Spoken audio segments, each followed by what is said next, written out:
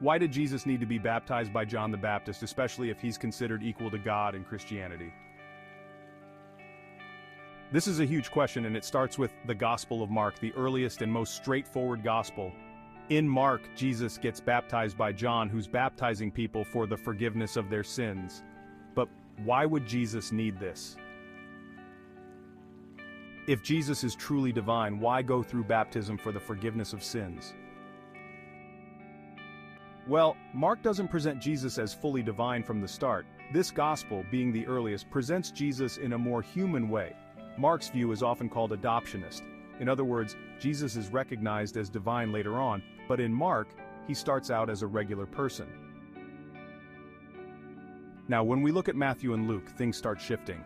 They emphasize Jesus' divinity much more, but Mark's version stands out for how human Jesus is portrayed, no divine clarity from the beginning.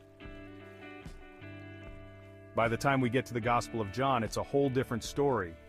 John doesn't have Jesus being baptized by John the Baptist. Why?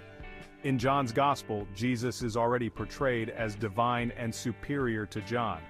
So, no need for baptism here. Jesus is beyond that.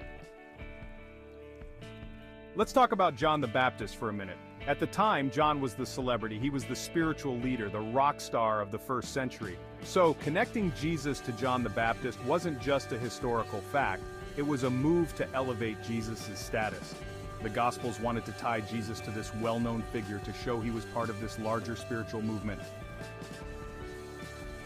So the baptism story in Mark isn't just about a ritual. It's a key moment in revealing Jesus' identity, step by step. The problem is, if Jesus is divine, why would he need baptism at all?